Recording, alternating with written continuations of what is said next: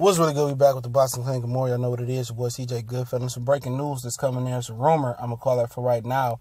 That that Canelo Alvarez, in Mexico City today, underwent arthroscopic knee surgery.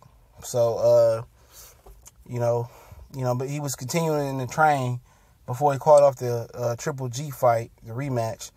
And now, he having arthroscopic knee surgery.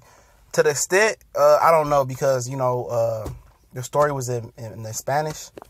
So I'm pretty sure, by the time, an hour or two passed, Boxing Scene to translate it, or you can go to Google Translator. I'll leave a tweet link in the description so you know that it's true. And, it don't look like him and Golovkin was meant to fight anyway. It don't look like that.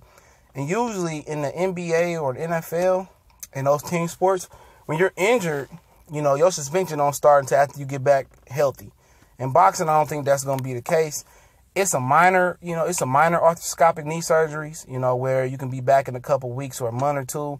And it's a major arthroscopic knee surgeries where you might have to take a long time off, and then you can come back healthy and rehab it. To the extent of how big this injury, how major this injury was, I don't know. And I'm pretty sure it'll come out sooner or later. But at the end of the day, it just wasn't meant for them to fight.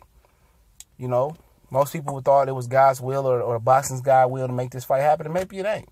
You could say Triple G, threw his own money away. But obviously, with this coming up, and this probably would have happened anyway with the arthroscopic knee surgery, if the reports are real, the fight just wasn't meant to happen in May. And that's what a lot of boxing fans take stuff for granted, man. You take the will of God for granted. You think tomorrow is promised, and it's never promised. You may not wake up the same, or you may not go to sleep the same every night.